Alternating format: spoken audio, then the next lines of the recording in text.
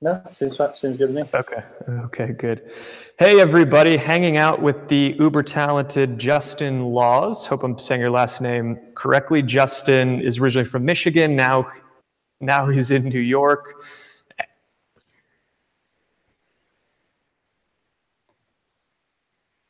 Oh, slight echo. Sorry. So, Justin, I just want to start with a little bit of your background. Just give us a little bit of kind of where you grew up and how you got into design and animation originally.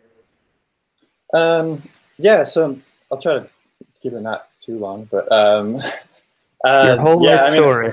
Yeah. yeah, I mean, pretty for as long as I can remember, I've been doing, just stuff on the computer in general. My dad was a photo retoucher. It's like what he did for a living. So since I was a kid, we had like a Mac at home, like when nobody else had one. So it was kind of like I was in like middle school. I knew Photoshop because my dad would just bring it home and like show me random stuff. And yeah, so it was like there was always that kind of around, and then I got really into like shooting and editing videos. I think I have a pretty typical motion designer story. I've heard the same thing over and over. I'm like, I was a skater kid, just like half the motion designers I've met. Yeah, so basically like all throughout like middle school and high school, it was a lot of just like shooting and editing videos and doing stuff for fun. And then it was just like in those, I think how it happens to a lot of people in those small random moments where like motion design starts to like sneak in, like if you need a title for a video or, we were doing all the classic, like making lightsaber videos and gun effects and all the video co-pilot stuff. And that's where it like starts to creep in more. But like, I think I first started animating, like when I first started to try to like do a full animation, it was in Flash, and I was just doing like motion tweening and stuff. I wasn't even drawing, just because that's all I knew that did that. But that's yeah, a good way to learn though, in Flash, kind of frame by framing. Yeah, totally. But yeah, so there wasn't really, and then like I remember going to my dad's studio and like a guy would like pull up After Effects and show it to me, but I had no idea what it was, even though he showed me. And I think yeah, it was just always. So you're like legit second generation Adobe here. This is like prodigy level. Yeah, like my dad he used Photoshop since like version 1 or something, and that he always bragged about like how they had like one level of undo, and then like it's uncanny, you can undo, yeah. But yeah, so and then like through high school, I was taking graphic design classes, and like the video production classes and all that, basically anything I would take, and then. So did you pursue art school in college? Yeah, so I knew that it was a weird moment because I don't know if you've met Ian Sigmund. He runs Gunner now. Big fan of his work. Don't know him personally. Okay, yeah, yeah. So we kind of like grew up together. He's just like a couple years older, and he was in the process of like discovering all this stuff at the same time. So we would kind of like piggyback off each other and like work on projects together all the time. So he was like a couple years older. So he like went to GM, and then he like started freelancing. And so eventually, like right out of school, I decided I didn't want to sit around. So I just went to community college for like, and at that time, Ian had been freelancing. Well, so at the very end of high school, I had this class, and it was like half the day I would actually go to another building and do like graphic design and all this, and just it was mainly like graphic design stuff.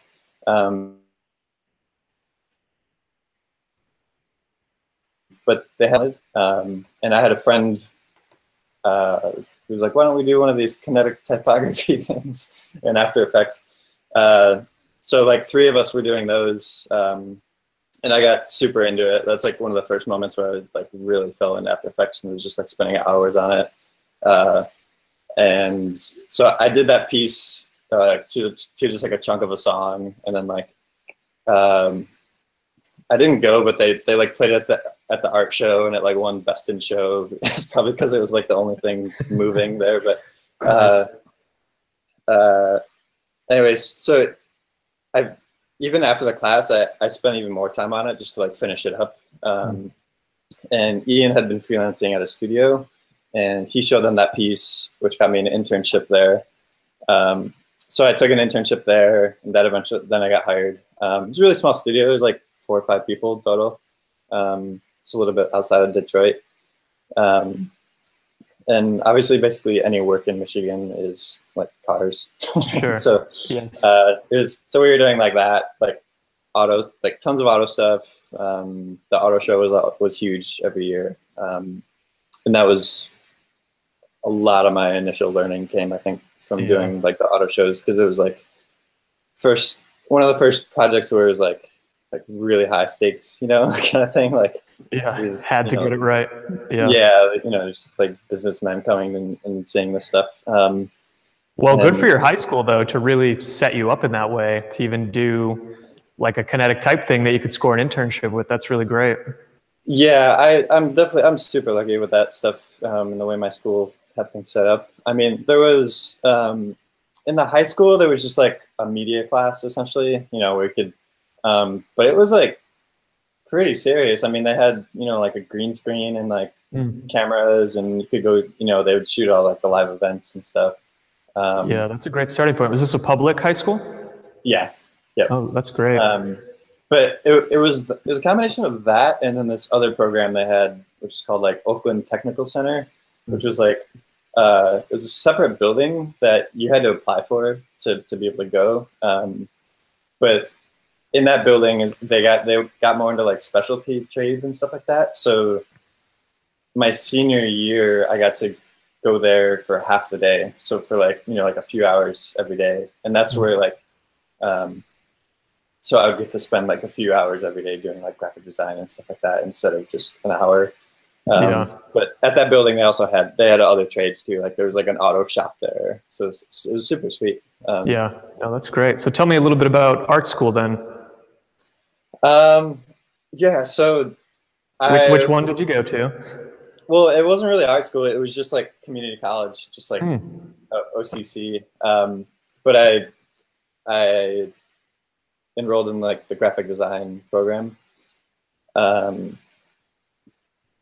was fine, but I definitely I got into it, and it was kind of like I had like a photography course, and like it was essentially them like giving us like Photoshop tutorials, and I was like, I already know how to do all this stuff. The graphic design class was pretty decent, and then it was that, and then I had some electives, just like math and language or whatever. But basically, like in the middle of that, I was working part-time at a bakery, and then at the same time is when like Ian got me the internship. So it was like doing all those at once, and then eventually at the studio they were like, yeah, let us know when you want to go full-time. And so I was like, all right. So I just basically dropped out. I don't even remember if some of the classes I didn't finish. I think there's a couple I got through, but that was my college experience. Okay, so college dropout. All right, we'll put that on your Twitter bio. I am also a college dropout, so no shame there. Yes. Okay, so you feel like, all right, wow. So I mean, Prodigy, you're learning stuff super young. Then you get this internship. Then I assume more of a blossoming in that environment. Then you go full time, and now you're really kind of in that machine trying to produce work all year round. Tell me about those first few years of working in the industry. Yeah, so that first studio I think was I was probably there about a year, maybe a little bit less, but it was huge learning experience. I mean, there was one guy already there that just like knew After Effects in and out, and like that's where like ton of growth happened. Just being like, this is one thing to sit at home and do this stuff, but then like getting in like full productions and people that have been doing it for a while, like you learn a ton real quickly. So yeah, it was a lot of that, and doing auto shows and like commercials, like art van commercials, and like just really random stuff. But that was like around 2008, 2009, which the economy wasn't doing so well, especially for Detroit. Yeah, I heard something about that. Yes. So yeah, which that actually means like everything kind of tanked, and most of the work was auto stuff. So I just remember it got super quiet, and I was pretty much just like sweeping the floors every day, and there's really just like nothing to do. So yeah, it was a few months of that, and of me kind of sitting around until they let me go. But right after that, I ended up taking a job at a church. It was like a really big, it's like a mega church, and they had like full video team. There's like 4 or 5 of us. It was basically like the same size of the studio I was working for. Which that was also a huge learning experience too, because it was, you have a service every single week, and, there were multiple campuses. So we'd be producing videos and animations and stuff every single week that would be seen by, thousands of people. So yeah, tons of learning there too. I think I really enjoyed it there, and I was there for about 1.5 years. But the same thing started happening to me and like everybody that worked there. It was like, we're doing all this like shooting and editing, and then every once in a while we got to do animation, and then like slowly we realized that I just want to animate all the time. Like I don't really want to. I don't want to like go on shoots and edit videos and stuff anymore. That stuff was always fun, but it was like eventually we were all kind of just wanted to animate. So yeah, I did that for 1.5 years. Somewhere in there, decided to take like a vacation with some friends. And last minute, my friend was like, "Hey, let's go to New York. I have a friend there." So we all came out to New York for maybe like 5 days or something. And I just like really loved it. Just really loved the culture, and it was like, this is my first experience in like, I guess I'd been to like Chicago, but like I basically like, didn't know it existed, like it's like what is this place? What the hell is going on? Like, I have no idea what it actually is. And just kind of that realization that like, oh, this is where like so much of this stuff is happening. And that was really exciting. So when I got back, pretty soon after, I had been like surfing Motionographer, and it was pretty clear, like back when they had like the job list, and you'd look and it was just like New York, New York, New York, Chicago, New York, and it's just like, it's pretty clear that like that's where the work was. So I decided I wanted to move here, and I just started applying I started with just like the top studios that I could think of. So, it was just like, if they had an internship available, I'd apply for that. And if they had job, I would apply for that. So it was like, Buck had an internship available, so I applied for that. And then there was like, I don't remember who else. There was like 5 or 6 places that I emailed. Stardust was huge then. So, and then from there it was like radio silence for like 6 months. And out of nowhere, and I had a friend that worked at Vimeo. So like 6 months later, I had started talking to Vimeo because they were looking for a video guy, and like I had a phone interview with them. And then literally like 2 days later, Buck emailed me for an internship. They're just like, "Hey, I just want to know if you're interested." And I didn't expect that at all. So it was just like, obviously, yeah, I'll take. I want to do that. Maybe I could squeeze you guys in. No big deal. So I told Vimeo, sorry, but I'm gonna take this other thing. Smart. Yeah. But it happened really fast. It was just like, got that email. We had a quick phone interview, and then official offer letter came in pretty soon after. And then it was just kind of like uprooting my life pretty quickly within a few months. And yeah, so I moved out here, and Buck threw me like from day one. It was like straight into straight into work. It was like I walked in there and like, yeah, we have this project for Xfinity. Love to jump like throw you in. And that's one thing I think that Buck does really well with their internships is like, if you go in there as an intern, you're not like sweeping floors and like handing out coffee. It's like they treat you like an employee and like, expect you to just jump on projects. Yeah. How did you feel in that internship? Did you feel like kind of sink or swim? Were there moments of like, oh shit, I don't know how to do some of this stuff? Or did you feel confident in that environment? I think that there's definitely both. I mean, that I still remember that first job because it was like, it's this weird like live action combined with like graphics, and there's like we were sending stuff out for like Roto and then like getting it back all keyed, and it was actually like really hard. Like it would still be hard for me now. So yeah, like right from the get go, it was just like pretty like yeah, I've got to focus here. Yeah. But that's how you learn too. I mean, that's how you grow tremendously. Is to be in those moments of like, I gotta do this. I gotta figure this out. Yeah, exactly. It was, I think, and even like a lot of the time I was there, even when I was staff, it was like a lot of just like getting my butt kicked, you know, because those like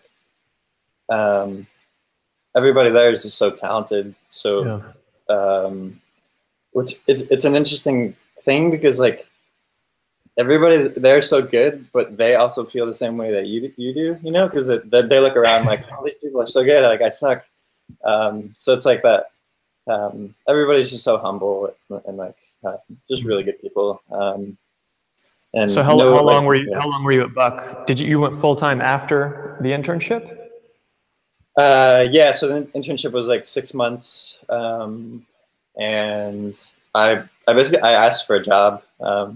So like I went up to Orion, the creative director, and said, "Hey, my internship's starting to end.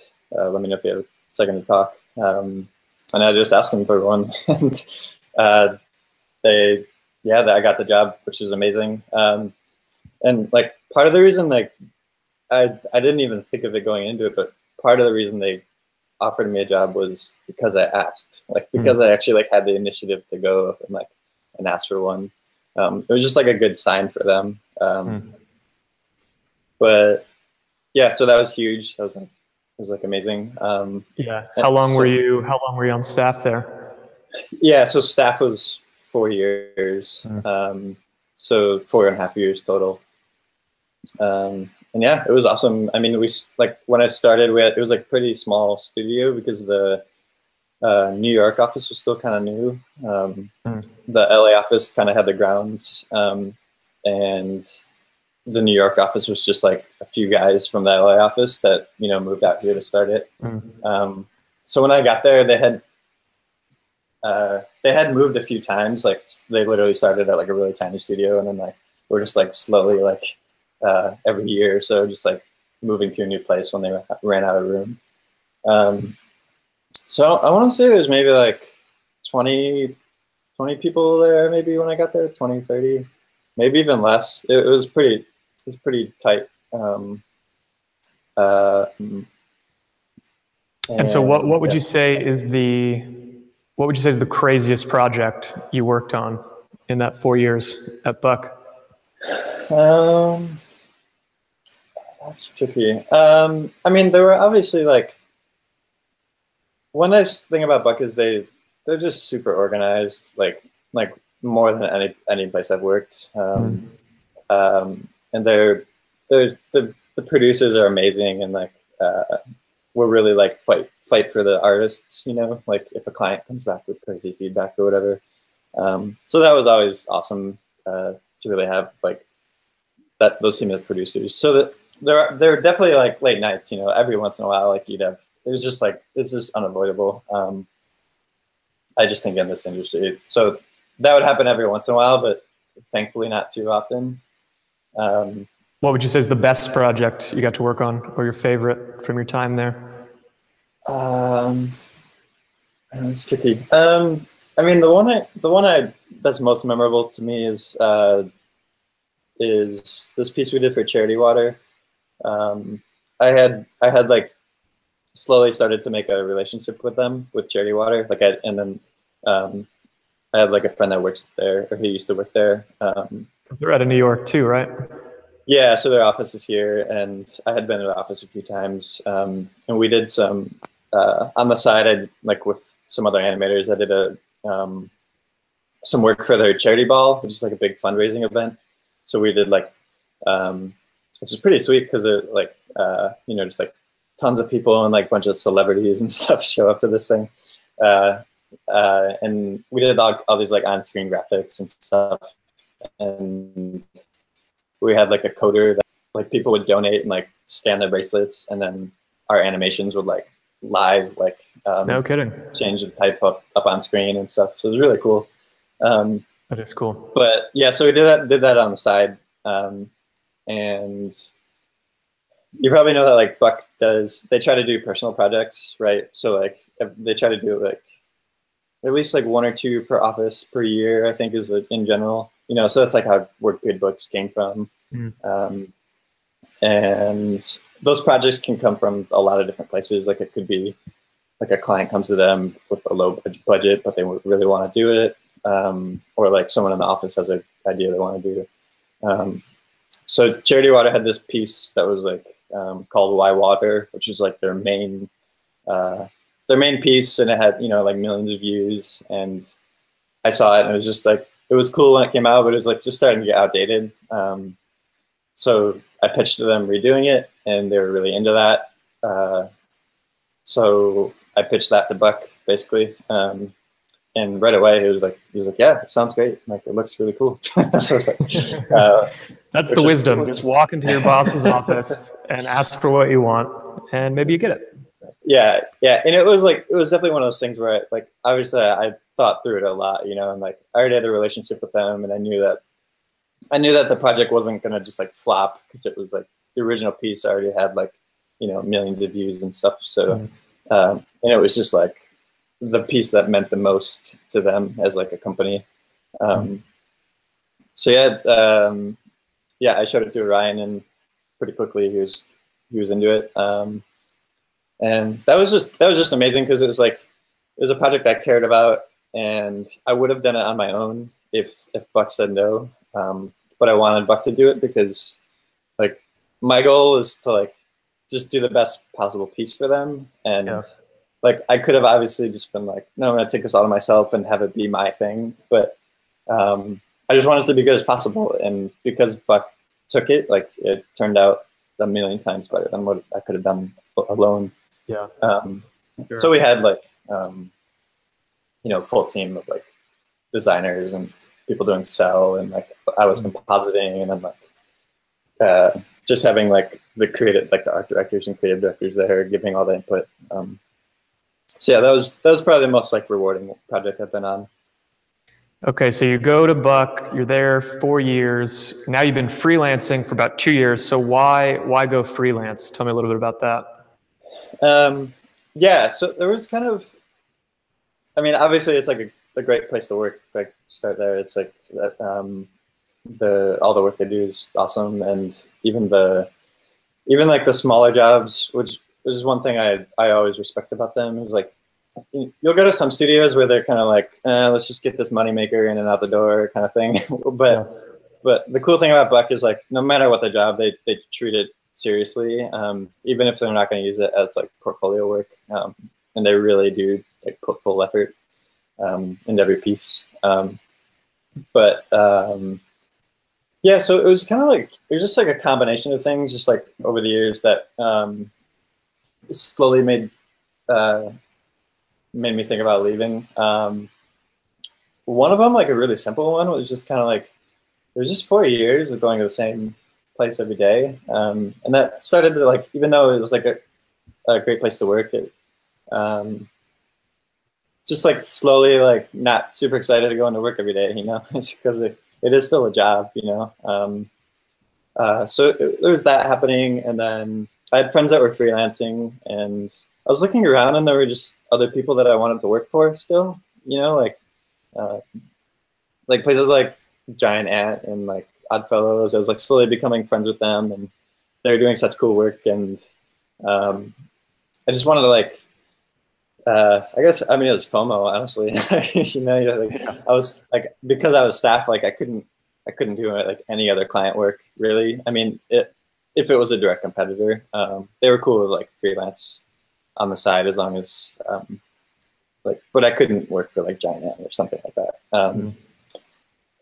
So it was that, and then I realized that like personal projects were becoming more and more important to me, and I just wanted more time for that. And that includes animation, but it also includes like I was getting more into music, and I just wanted like more time to like last year I took off a month and just worked on music. So it was just like a chance to just like reset my brain, work on like still doing the creative things, but just something completely different. And I just like learning that more about myself, that like I get more fired up like if my environment's changing, if the work is changing. Some people are, everybody's wired differently. Like some people are really good at going to the same place every day and focusing. I just found myself getting antsy. So now that I can like, go to a studio for 2-3 weeks and then see an end date, it's like that, like just like psychologically that really helps me. It's just like, all right, I know I'm like cranking through this project, and then either I'll go on to like completely different place or have a few days off, just like reset. Or so now I have like a really good back and forth between. I have like like I mentioned earlier, like the clients that I go to over and over in New York, and then I have some like repeat clients that are remote, and then all the little random ones sprinkled in between those. And that keeps a really nice balance for me. So I can jump between studios, and then I'll be like working at home for a while, and just like that back and forth is really nice. And just getting to meet new people all the time is great too. Yeah, no, I can definitely empathize with that. I'm like you, I need to kind of mix it up every now and again. Actually, the studio right now is in flux. We're moving next Monday, actually. Nice. So we'll be in a new spot. But no, I'm totally with you on that one. So you were mentoring at Mograph Mentor for these last 3 months. This is our final week. Give me a sense of, a little bit of what you thought of just the classes, but also what did you see as the challenges for students, for young motion designers? What challenges did they have? Were they overcoming from your perspective? Yeah, so I mean, like first of all, I had like a great experience. Like everybody was super cool. It becomes like a little family. It's kind of strange. Like after week after week, you start to get to know each other. Hey, how's that thing going in your life? That's a part of it too, definitely. Yeah, that was definitely a huge part of it. Like especially after a few weeks, it definitely became like, it was more like, it didn't feel like a class at the end. It was kind of just like, we're just all just like hanging out and talking about this stuff. So, which is awesome. And that's like, I mean, that's what studios become too in the end, at least healthy ones. Yes. Yeah, hopefully. But yeah, they were all, I didn't really know what to expect. Like obviously like skill set coming in. I think they were all like way more talented than I expected they would be coming in, which is amazing. I mean, we'll get a lot of people who've already done a lot of stuff and now are just kind of refining and working around the edges a bit, or just want to work with someone like you to kind of have that studio environment and that pushback. Yeah, exactly. It was actually like eventually I was like, what have you guys been doing this for a while? Because this is already like, because if you're just starting, then I don't feel very good about myself for taking this long to. There was always those moments of them being super surprising. I'm trying to think of like if there are any like themes that I saw. I mean, a lot of times we see design is really hard for people if they were coming, because like you said, a lot of people do come from the video linear media side. Not many people come from traditional graphic design, although some do. And that design part could be hard. That empty canvas is just like, well, what the hell am I going to put? And, you know, where am I going to put things? And, but I do think it's different for everybody depending on where they started. Yeah, I think we had a little bit of both. So there was some who were like, you know, super solid at design. And then were like, had done a little bit of animation, but like weren't totally sure how they were going to tackle it. Which that was one thing that I would point out in the beginning. It was like, you know, they do these like crazy awesome frames, and like I would see it and be like, that's a lot for me to animate. Like, yeah. you know? So that was something I had to like point out, and I think I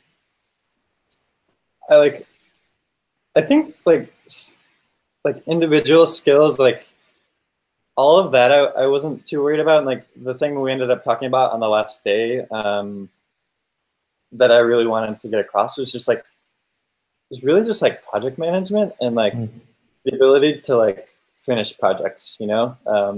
Because I feel like if you just keep doing this stuff for a long time, you're gonna get better, you know? Like you're just put yourself around people that are constantly giving you feedback, like what this class is for, and you just do that over the years, and you're always like slowly improving. Like that's gonna get better. But what I do see with like students and professionals, like people that have been doing it for a long time, is just like you see everybody struggling with like just being able to manage projects and clients, and just like understanding like just the scope of things, and being able to like design really cool is one thing, but like being able to design like for the timeline that you have is like a whole nother skill, I feel like, because we're all like artists and super ambitious, and we're really good at like easy at the beginning. Yeah, it seems so simple. We're really good at like we're really good at like putting ourselves in like really crappy situations, like and like having to stay up all night, and like I think that's fine for a while, and like you have to go through that to sorry, someone's calling in. And kind of try to even, you know, over time learning how quickly you can execute a design, or, you know, I know from some of my classes is just, it always would come back to like characters. Like in the first storyboard, there's a guy who's going to do this, and then he does a backflip, and then he's going to like run over here and hand a thing. And then it's like, okay, have you done any character animation before? Well, no, but I'm going to kind of figure it out. It's like, you're not gonna figure it out by next week. Yeah, exactly. Approach. Yeah, and that is totally one thing that I tried to bring across, and like one of the ways that I approach it too is like, I also didn't want to make it like there's a balance, because at the same time, like you do want to say yes to things that like you don't know how to do yet, right? Like that's how you learn. So that was like half of my time at Buck, you know. It was like we'd be in a meeting and they'd show me the designs. They're like, can you handle this? I'd be like, yeah, sure. And then I'd go back and just like, I have no idea how I'm gonna do this. And like through that struggling is how you learn. So I think that is obviously super important, and I don't want people to lose that, like that willingness to jump into things. But at the same time, like there are some things that are just like very obvious that like, or at least they're not obvious in the beginning, but after doing it for a while, you're like, that's just not physically possible to draw 4,000 frames in a week. It's just, you have to kind of know that. I think it can be tough for students, because a lot of the early projects we're asking them to look at reference or do mood boards, and so they'll look at a Buck piece or a giant ant piece. And I know even for me, like when you're first starting out, it can be hard to decipher, like, were there 25 people putting this together? Or maybe you don't even register of like, it took 30 people 2 months to do that. You know, it's not going to be a single person thing, but it is hard because, you know, I encourage people to read Austin Shaw's book, Design for Motion, and that whole book is just filled with gorgeous frames that really suggest interesting movement. But a lot of that is studio work that then gets executed by a team. So I think it can be tricky for students at first, but just doing the work and struggling through it and getting a sense of like how difficult different things are is really good. Even if you kind of get into it and flop a bit, then that's like a learning experience in and of itself.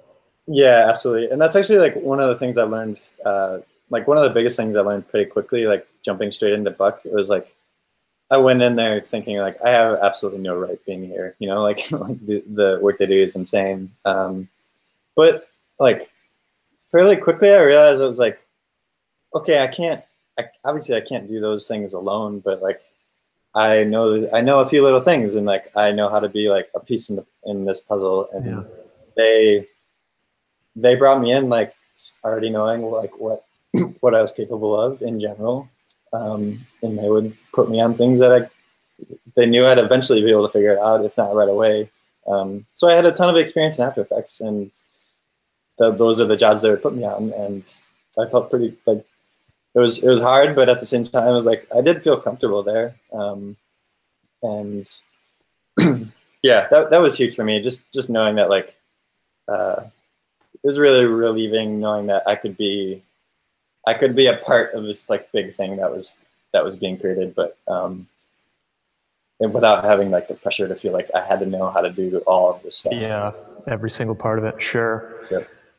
So now that I don't know if you've taught elsewhere in your past, or if Mograph Mentor was one of your first times doing it, but now that after this last 3 months, what advice would you give to young motion designers who want to go get that internship at Buck? What steps should they take?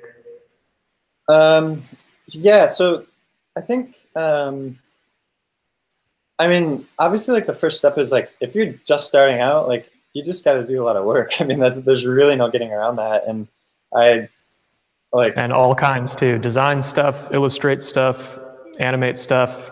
I think photography is a great thing too for motion designers to learn. Yeah, I did a ton of photography. And then like I was mentioning in the class recently, like even like playing music helped me a lot. Like I've met multiple people that were have been like musicians or like drummers, and like drummers have really good timing. So it's just like it's like natural to go straight into animation for that. But yeah, it's like for me it was easy to feel like I just like out of nowhere I got this internship, you know. But when I do think back about it, it was like, you know, just like all those hours in like middle school and high school, and then like that's all I was doing for fun, you know, just like all the time, just creating things, super into design and animation and shooting video and photography and all of those things, absolutely. But yeah, I think yeah, just don't thinking that you have to rush it, especially in the beginning. Just be willing to like just have fun with it, and like just stick with it through some of those early things where it doesn't look great, but you're learning a lot. Yeah, and then I think another thing, like one thing I'm also seeing too is, you know, people will ask like, yeah, how do you get into a place like Buck? And then you'll look at like where they are now, and they're like, well, they don't have a website, like they don't have the reel's not done, and there's like they've only done like 1 or 2 full projects, and it's like, well, you gotta do that stuff. I mean, because they're not gonna, you can't just like apply and then like have like 1 video on your website and expect them to like hire you, because like you have to have like a pretty decent reel, and it is super competitive. I mean, especially at a place like Buck, they're getting lots of emails every single day. I mean, I still remember, like, I think on the first phone call that I had with them, Ryan said to me that, like, that part of the reason they were interested in my reel is, like, just my attention to detail. I'm kind of, like, I don't know, perfectionist sometimes, and, like, I just get in the really nitty gritty. And that's like a lot of what we did in the class, honestly, too, is like it was great that we were able to get that far, is like the students would do these like really amazing like animations, and I was able to go in there and just be like, get that like extra like 2%, you know, which is really fun to like point that stuff out, because it's just like, this thing needs to rotate a little more, or there's a thin little like 1 pixel line in there that you missed, like, because that stuff really does matter in the end. But yeah, I think for starting out, it's like, you got to get your website up, you got to get your reel. It's like all that stuff is like first, and then after that, I would just say, don't be afraid like to apply to these places, because another thing that I see a lot too is like that mentality of like, oh, I'm never going to get into that place, so I'm just not going to try. And self-limiting expectations, you kind of cut yourself off. Yeah, it's like instantly you're like, now you're not. It's like, I never thought I was going to be able to work for the places that I did, or if I did, I thought I was going to have to work for another 10 years or 15 years to like get there, and I was willing to do that. But at the same time, I was like, well, it's worth a shot. I mean, I put the time in, and I put my reel together and just fired off some emails, and that's really all it is. And now it's like looking at the industry now and seeing like how much, like I keep telling students that are getting in it, I'm like, there's so much work out there, you guys, you have no idea. Like there's more and more like studios like really need the help, and more industries need it now. You know, so it's just like there's agencies need it, like there's obviously like specialty studios like Buck and Giant Ant, but there's like 100 times more small studios that are like 4 people. There's multiple studio models, whether it's like the director model, or there might just be like a producer, and that's the whole studio, and then they just hire freelancers. And there's animation and everything now, and apps, and all these tech companies are hiring people now, and everybody needs a video, everyone's making an app. I always phrase it as like, our livelihood is just tied to how many screens there are, for every digital screen, phones, TV, broadcast, film.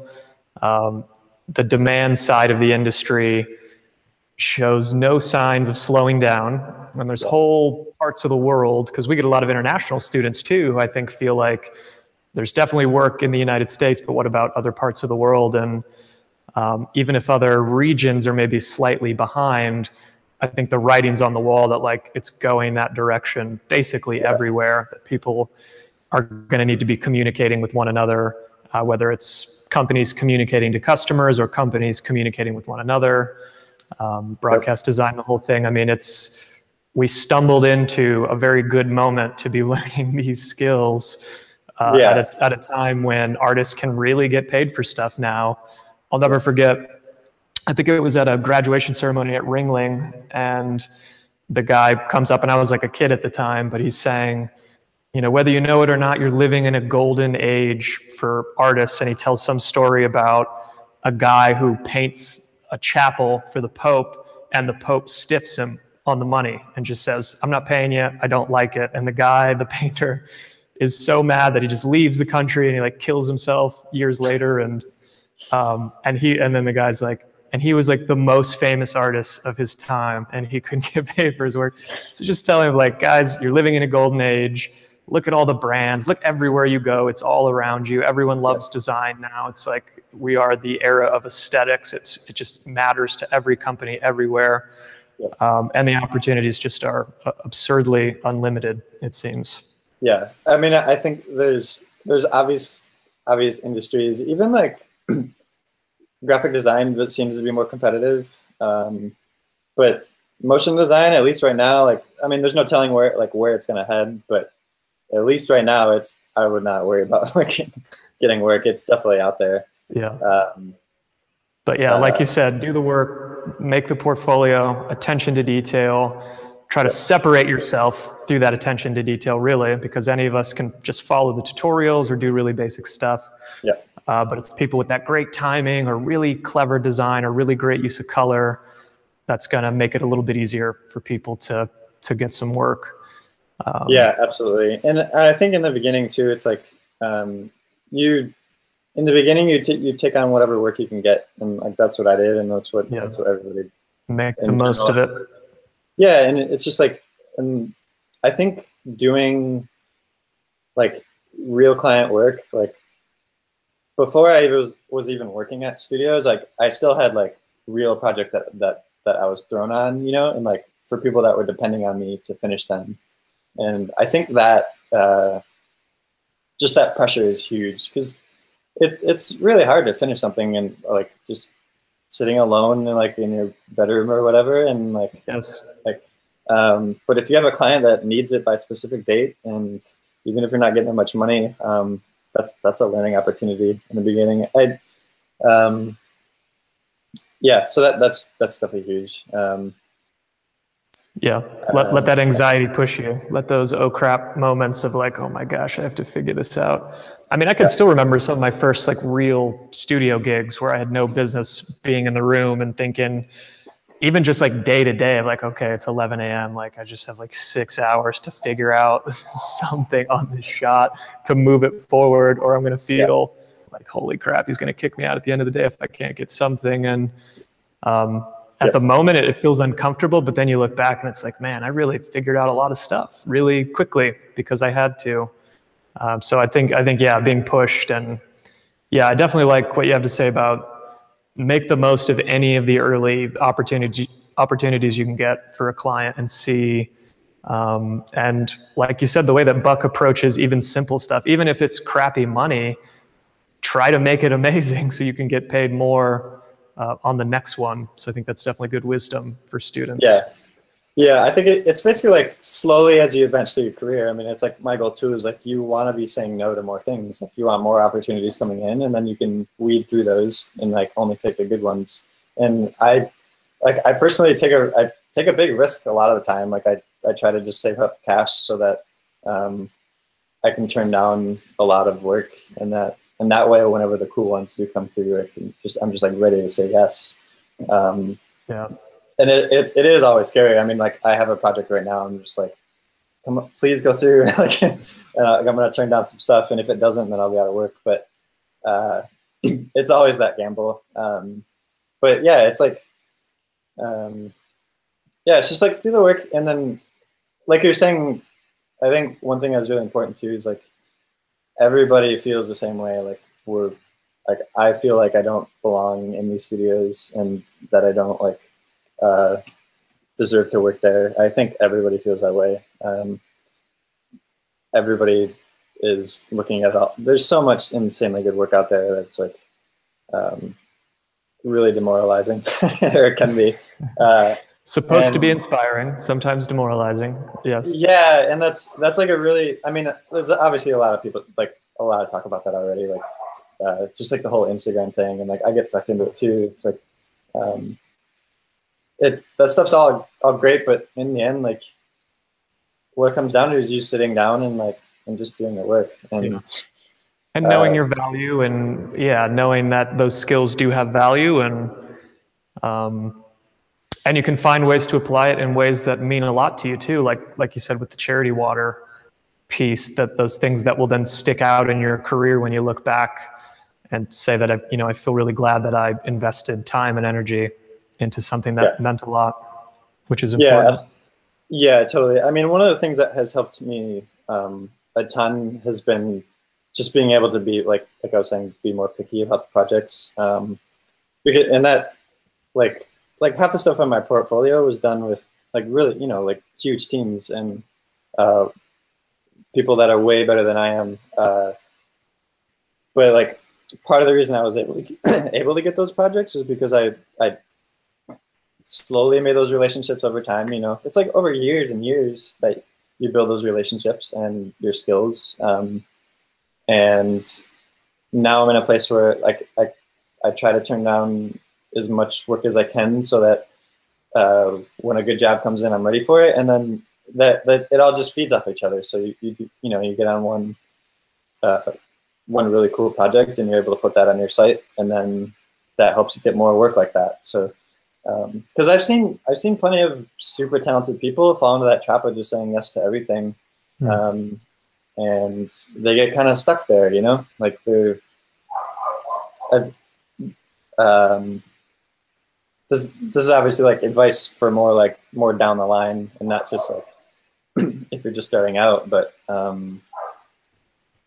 yeah, there's plenty of people out there that say yes to every project and either are over their head and they're juggling multiple projects at once and just all stressed out about it, or they're kind of like stuck on that just like decent but like low caliber work, because if you do that and that's what you put on mind, then you're just going to get more of that. So I think that's like something huge that I try to take pretty seriously, and it's helped me a lot. Yeah, totally. Well, Justin, thank you so much. I think we've gone close to about 50 minutes. We'll get you out of here. Thank you so much for being willing to work with students for these last 3 months. I hope it was a great experience for you. I hope that you learned things. I know that they learned a ton from you, and thanks for hanging out today and sharing a bit about your story and some general industry wisdom that we can take with us in our own careers. So I appreciate your time. Yeah, of course. Anytime. Awesome. Thanks, man. Bye. Later.